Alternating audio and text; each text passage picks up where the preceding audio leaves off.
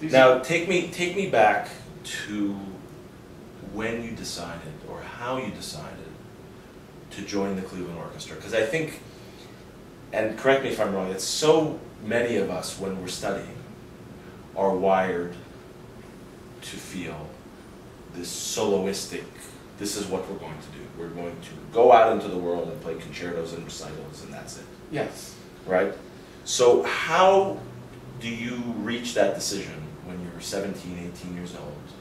It was through the insight of my great teacher, Leonard Rose, that he recognized that all cellists, and at that time, literally, all solo cellists in the last 7,500 years Had played in orchestra.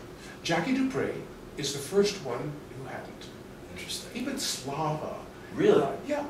Tortelier, Jean-Paul Fournier, all spent some time in orchestra. I think it's essential for a cellist. Maybe not quite as much today, because there's ways of learning the repertoire that are so much easier than orchestral, operatic literature for an instrumentalist. But back in the day, the only way to do that was to be in an orchestra, to actually get the sense of what it is to play that repertoire, to play it and to be able to make it work for yourself as a soloistic personality within a body of within the group, and to even do sometimes what you don't believe in, but the conductor particularly wants you to do. Right, so the personality, of course, like George Zell, I'm sure there was. Yeah, it's a very, very big personality, right. And very forceful one.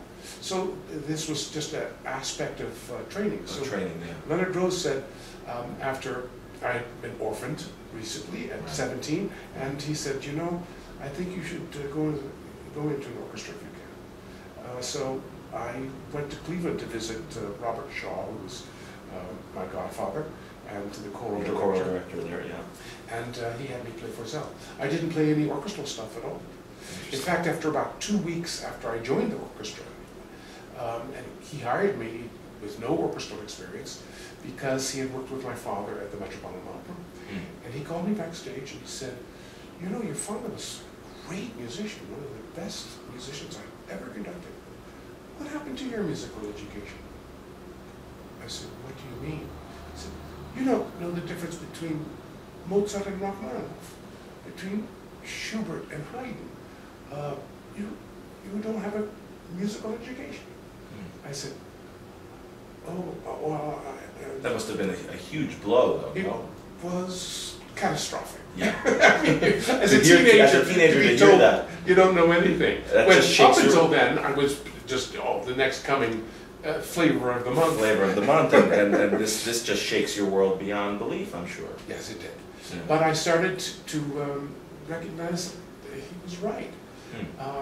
And I'm very thankful that that I had that experience, and now the low-key number of years where I could get my bearings, and when I would discover aspects of stylistic demands that the technical approach that I had been using just didn't quite fit, then I'd have to learn a new technique. Right. So in a way, it kind of broadened your technical palette as well. Tremendous. Yeah. I get a lot of colors. A lot of people tell me. Yes. On the cello, I get a lot of colors. Right. Well, I get that because I hold the bow in massively different ways, and I use my left hand into the string. From phrase to phrase, even, I noticed that. Yeah. Yeah, and I do that just because of this period. And if I had the pressure to play another Dvorak concerto next week, etc. Right away at that time, I wouldn't have been able to, look outside of what I and grow in that way. And grow in that way. Now, you're in the Cleveland Orchestra, and you have this. I mean, for practicality, you have this steady paycheck. Okay. Yes. Very nice. You're in an orchestra. You have a steady paycheck. How do you have the courage then to leave and say, I'm embarking, I feel ready now to embark on a, quote, solo career? I'm not sure I would have had the wherewithal and the confidence, except I recognize that George Sell died.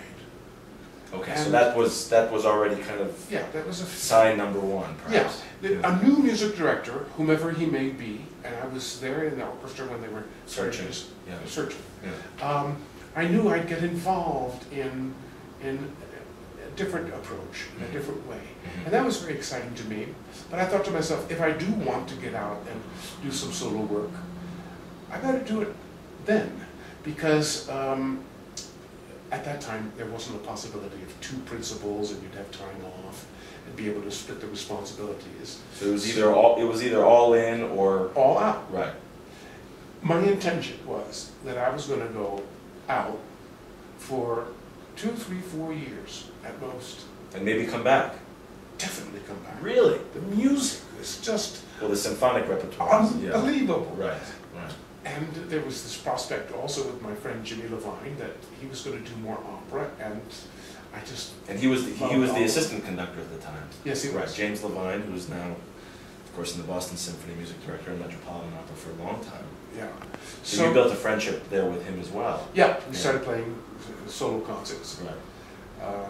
We had one concert in Columbus, and it was a snowstorm. We drove to Columbus from Cleveland, a couple hours driving, and we were quite late. It was about 3 minutes to 8 o'clock. The concert was due at 8 o'clock.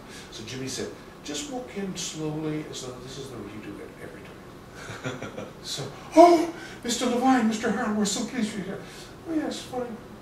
I'll just do We're it. ready to begin, right? And we just walked out on stage. But it was very interesting. For the first 3, 4, 5 years, it was fun to play the solo literature again. But I'd gotten used to the Eroica Symphony and to Mozart Requiem and these massive grand works. And I was playing Saint-Saëns concerto, and I was thinking, oh, I'm so unhappy. I want to play some real music again. And that lasted not a short time. But on the other hand, I read a book that was very influential in my life called Up the Organization by William Townsend. He was in advertising. And his view was that you should change direction in your life every 5 years to keep fresh. Holy moly. So I think... That's an interesting kind of rule of life. It's very interesting in that perhaps in the business world it's even a necessity. Right. But in the artistic world, you as an individual and your life growth is... It's harder to gauge, but also feel kind of, even when changing teachers, when it's the right time. Yes. When you're studying. So well, because of art and that muse, one can go on for many, many years and still be okay. But it's the challenge of doing something new and very demanding that made me realize I can't go back. As comfortable as it would be, because I've become a good principal. I can really lead a cello section well. I had done that. I had accomplished that. So it was kind of on to the next. And then I came across a Beethoven letter. And Beethoven said, the hardest thing about being a creator is that you have to completely create fresh. You can't recreate. If I have a good symphony I've written, I can't write it again. And so I realized, this is my lot. I have the gift of being able to play an instrument well, and I had all these new ideas from 8 years of introspection and being sort of, as it were, underground. There are a number of fairy tales that have to do about going down and being underground and coming back. And coming back up with this new take and new, from all of the knowledge that you've gained from being there. Yeah, so I stayed out of orchestra, but only very recently. The bug has always been there. That's right. We were talking the other night about the opera. Yes, I played Götterdämmerung at the LA Opera. I was hoping to do it at the Metropolitan Opera, but it just didn't work out, and then my schedule changed so that it wasn't going to be possible. But I did that, and I played principal cello in the Grand Tetons Music Festival for a few works. Brahms B flat piano concerto, which is a solo I've been practicing still for 25 years. And the last time I played it and recorded it was in 1966. Wow. So it's the music. It is the music. So if you have that as the thing that enriches you and inspires you and just gives you goosebumps, then it doesn't matter in what form it takes shape. No, it's really only a matter of the very legitimate. It's okay to want to take the credit and to want to be a soloist out there and get that applause, but it's not as touching and as deeply moving, I think, as just that thing, music, and how it can affect and change our lives and a listener's life. Thank you so much. This has been wonderful chatting, and I look forward to hearing you in the Archduke Trio tonight in Beethoven. Thank you so much. Thank you.